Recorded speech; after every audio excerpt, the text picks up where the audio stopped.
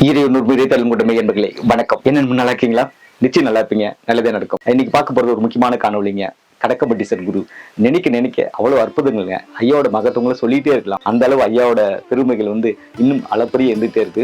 இன்னைக்கு மலேசியா சேர்ந்த ஒரு பெண்மணி குரல் வழியா நமக்கு ஒரு பதிவு கொடுத்திருக்காங்க. அவங்க வாழ்க்கையில் ஐயா அவ்வளவு மாற்றங்கள் பண்ணியிருக்காரு. கேட்க அவ்வளவு புல்லரிக்குதுங்க ஐயாவோட மகத்துவங்களை. தொடர்ந்து பார்க்கலாம். நம்ம சேனல்ல நிறைய அன்புகள் பார்த்துட்டு இருக்கீங்க. புதிய அன்புகள் யாராவது பார்த்தா மறக்காம சப்ஸ்கிரைப் பண்ணுங்க. வாங்க காணொலிக்குள்ள போலாம். வணக்கம் பிரதர், என் பேர் ஸ்வேதா. நான் ஜோஹோபார் மலேசியாவில் இருக்கேன். எனக்கு திருமணம் ஆயிடுச்சு. ஒரு டாட்டர் இருக்காங்க. என் ஹஸ்பண்ட் அவுட் ஸ்டேஷன் வேலை செய்கிறாங்க. என் ஹஸ்பண்ட் நான் இப்போ ஒரு 7-8 மாதமாக தான் கணக்கம்பட்டி சித்தரை நான் வழிபாடு செஞ்சுக்கிட்டு இருக்கேன். கடந்த ஒரு 2-3 வருடங்களாகவே நான் பிரம்ம முகூர்த்தத்தில் தான் நான் வழிபாடு செய்வேன். இப்போ தற்செயலாக ஒரு நாள் நான் யூடியூப் பார்த்துட்டு இருக்கிறப்ப கணக்கம்பட்டி சித்தரோட அந்த வீடியோ நான் யூடியூப்பில் நான் பார்த்தேன். ஸோ பார்த்தோன்னே என் மனசுக்குள்ளே என்னன்னு தெரியல, அன்றைக்கி ஃபுல்லாகவே எனக்கு அந்த நைட்டு ஃபுல்லாகவே எனக்கு அவரை நான் வழிபடணும்னு சொல்லி என்னோட மனசுக்குள்ளே ஒரு இது இருந்துக்கிட்டே இருந்துச்சு. எனக்கு மறுநாள் விடிஞ்சோடனே வேலையாக நான் போயிட்டு இந்த ஃபோட்டோ கடையில் போயிட்டு யூடியூப்லேருந்து டவுன்லோட் பண்ணி இந்த ஃபோட்டோ ஐயாவோட ஃபோட்டோ டவுன்லோட் பண்ணி நான் ஃபோட்டோ ஃப்ரேம் போட்டு நான் வீட்டில் வச்சு வழிபட தொடங்கினேன். நான் முதல்ல ஒரு மாதம் 2 மாதம் வழிபட்ட பிறகு எனக்குள்ள எனக்கு கொஞ்சம் கோவம் அதிகமாக வரும். எனக்கு சம்டைம்ஸ் நான் திட்டிடுவேன் யாரையும். ஸோ அந்த மாதிரி திட்டுறப்போ எனக்கு அவரை வழிபட்ட பிறகு நீங்கள் பார்த்தீங்கன்னா, நான் இந்த யாரையாவது இந்த மாதிரி திட்டி ஏதாவது கோவமாக நான் பேசினாலோ என் மனசுக்குள்ளேருந்து யாரோ என்கிட்ட சொல்கிற மாதிரி இருக்கும், நான் இந்த மாதிரி செய்யறது தப்பு, நான் திருத்திக்கணும் அப்படின்னு. என்ன அறியாமலே நான் போயிட்டு பூஜை ரூமுக்கு போயிட்டு நான் ஐயா படம் முன்னுக்கு நின்று நான் சொல்லுவேன், மன்னிச்சிருங்கய்யா, நான் திருத்திக்கிறேன், இந்த கோவம்லாம் நான் எடுத்துக்கிறேன் அப்படின்னு சொல்லி நான் மனசு விட்டு நான் வேண்டுவேன். இந்த மாதிரி எனக்கு சின்ன சின்ன மராக்கள் நிறைய நடந்துக்கிட்டே இருந்துச்சு. ஒரு வருஷ காலமா பார்த்தீங்கன்னா எனக்கு இடுப்பு பின்னாடி சரியான வலி. காலையில தூங்கி எழுந்துருச்சாலே என்னால் வேலைங்களை சரியாக செய்ய முடியாது. 1 மணி நேரம் 2 மணி நேரம் உட்காரணும், ஏன்னா அவ்வளோ வலியாக இருக்கும் எனக்கு. நான் ஒரு 2-3 மருத்துவமனைக்கெல்லாம் போய் மருந்தெல்லாம் எடுத்து நான் சாப்பிட்டுக்கிட்டு தான் வந்தேன். ஆனால் எனக்கு குணமடையல. மருந்து சாப்பிட்டா கொஞ்சம் நல்லா இருக்கும், அப்புறம் பார்த்தா திரும்பவும் வந்துடும். எனக்கு இப்படியே தான் இருந்துச்சு எனக்கு. நான் என்ன பண்ணேன், சரி ஒரு நாள் பூஜையில் உட்கார்றப்ப நான் பிரம்ம முகூர்த்தத்தில் தான் ஒரு 3:30 மணி போல் நான் பூஜையில் உட்காருவேன்.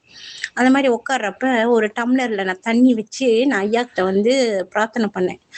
எனக்கு என்னன்னு தெரியல, ரொம்ப நாளாவே இந்த இடுப்புக்கு பின்னாடி ரொம்ப வலியாவே இருக்கு, எனக்கு எதனாலன்னு எனக்கு தெரியல ஐயா, நீங்க தான் இந்த வலியை எனக்கு குணமாக்கி கொடுக்கணும் அப்படின்னு சொல்லிட்டு, எனக்கு இப்போதைக்கு உங்களோட அந்த கணக்கம்பட்டி அந்த ஊருக்கு உங்களோட ஜீவ சமாதிக்கு இப்போதைக்கு என்னால் வர முடியாது, ஆனால் கண்டிப்பாக நான் வருவேன்.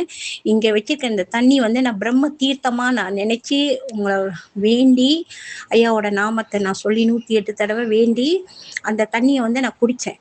அந்த குடித்த உடனேயே எனக்கு அப்போ சரியான வலி தான் இடுப்பு காலையில்.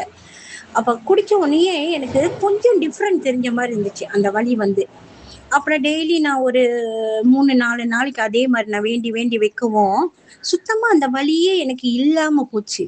எனக்கு அது ரொம்ப மனசுக்கு ரொம்ப சந்தோஷமா இருந்துச்சு. எனக்கு ஐயா நம்மளோட தான் இருக்காரு, நம்ம வேண்டுதலை அவர் கேட்டுட்டு இருக்காருன்ற ஒரு சந்தோஷம் எனக்கு இருந்துச்சு. இப்படியே போய்கிட்டு இருக்கிறப்ப ஒரு நாள் நான் அந்த மாதிரி பிரம்ம முகூர்த்தத்துல சாமி கும்பிட்றேன்னு சொல்லிட்டு என்னோட ரிலேட்டிவ்ஸ் எல்லாத்துக்குமே தெரியும்.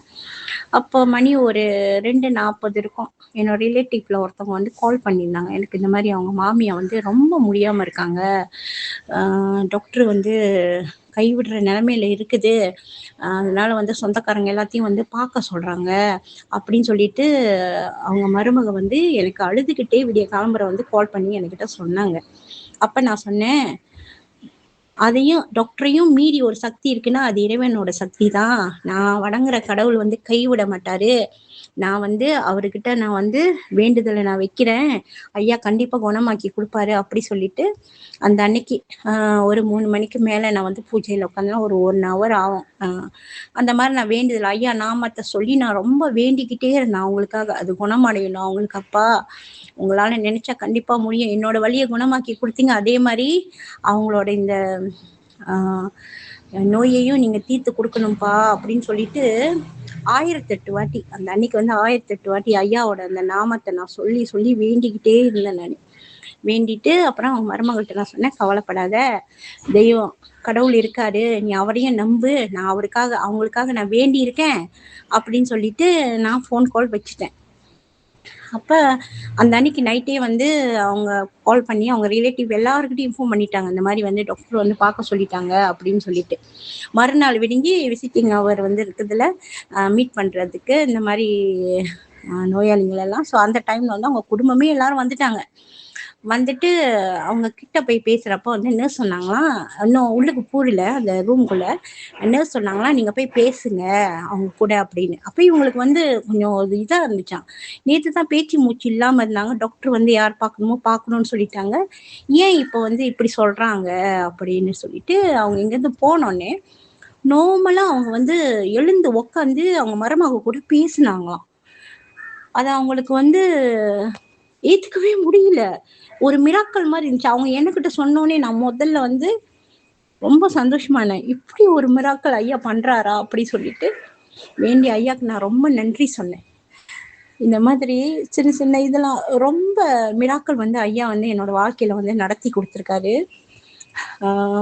அது மட்டும் இல்லாம ஐயாவோட போட்டோ வந்து நான் வந்து கார்ல வச்சுட்டு ஏன்னா அவர் மேல எனக்கு வந்து இன்னும் வந்து என்ன சொல்லுவாங்க, ஆன்மீகத்துல வந்து ஐயா அந்த மாதிரி செஞ்சோடனே ஆன்மீகத்துல வந்து இன்னும் ஆழமா இறங்கி நான் வந்து இது பண்ணணும் அப்படின்னு எனக்கு வந்து மனசுக்குள்ள தோணிக்கிட்டே இருந்துச்சு. அப்ப நான் வந்து ஐயாவை ரொம்ப மன உருகி நான் ரொம்ப வந்து ஐயாவை வழிபட ஆரம்பிச்சேன்.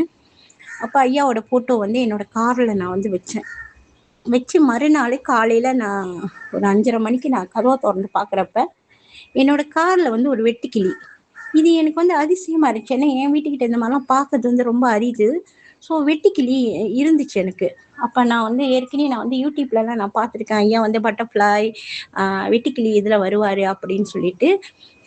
அது உண்மையிலேயே எனக்கு வந்து ரொம்ப மிராக்கலா இருந்துச்சு. ஐயா வந்து இப்படி என் வீட்டுக்கு வந்திருக்காரு அப்படின்னு சொல்லிட்டு எனக்கு ரொம்ப சந்தோஷமா இருந்துச்சு.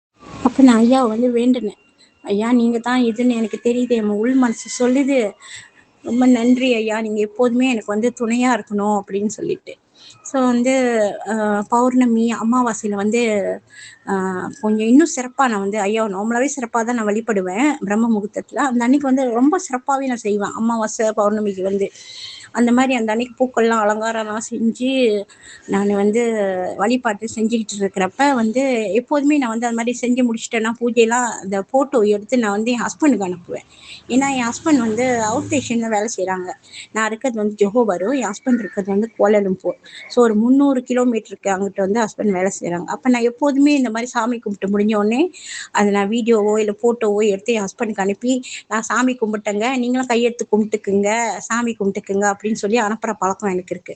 ஸோ அந்த மாதிரி நான் அனுப்பின பிறகு நான் அனுப்பிட்டு கொஞ்ச நேரம் சென்று நான் அந்த வீடியோ எடுத்து பார்க்குறப்ப அதில் ஒரு உருவம் தெரிஞ்சிச்சு. நம்ம கண்ணுக்கு தான் இப்படி தெரியுதோ அப்படி சொல்லிட்டு என்னோட அப்புறம் என் ஹஸ்பண்டை கால் பண்ணி கேட்டேன், ஆமா அது உண்மையிலேயே ஒரு உருவம் தான் தெரியுது அப்படின்னு சொன்னாங்க. அப்ப ஒருத்தர் ராதாகிருஷ்ணன் சொல்லிட்டு வந்து மதுரையில இருக்காரு.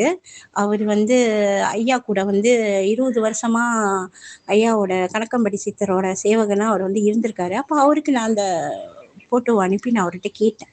அப்ப அவர் சொன்னாரு, ஐயா வந்து உங்க கூட தாமா இருக்காரு, அவர் உங்க வீட்டுல வந்து இருக்கிறாரு அவரு அப்படின்னு சொன்னோடனே எனக்கு இன்னமும் ரொம்ப சந்தோஷமா போச்சு. ஐயா நம்மளோட தான் இருக்காரு அப்படின்னு சொல்லிட்டு.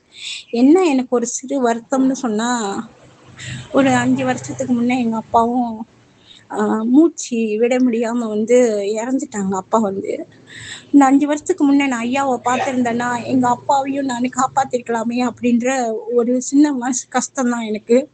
ஐயா உண்மையிலேயே ரொம்ப சக்தியான ஒரு ஐயா. உண்மையிலே என்னோட மூச்சு காத்துல இருந்து எல்லாமே ஐயா தான். மொத்தமா இப்போதைக்கு எனக்கு ஐயா தான், என் உசிரே ஐயா தான் அப்படின்னு நான் ஐயாவை வழிபட்டுட்டு இருக்கேன். ரொம்ப சக்தியான ஒரு தெய்வம் அவரு. வேற சொல்ல எனக்கு வார்த்தை இல்லை. அவ்வளோ மிராக்கள் ஐயா என்னோட லைஃப்ல வந்து செஞ்சுட்டு இருக்காரு, இன்னும் செய்வாரு, எனக்கு தெரியும். கண்டிப்பா ஐயாவை வந்து எல்லாரும் வழிபடணும், என் மூலியமா எல்லாத்துக்கும் இன்னும் ரொம்ப தெரியணும் அப்படின்னு ஆசைப்பட்டேன். அதை நான் இன்னைக்கு உங்ககிட்ட சொல்லிட்டேன். ரொம்ப நன்றி ஐயா.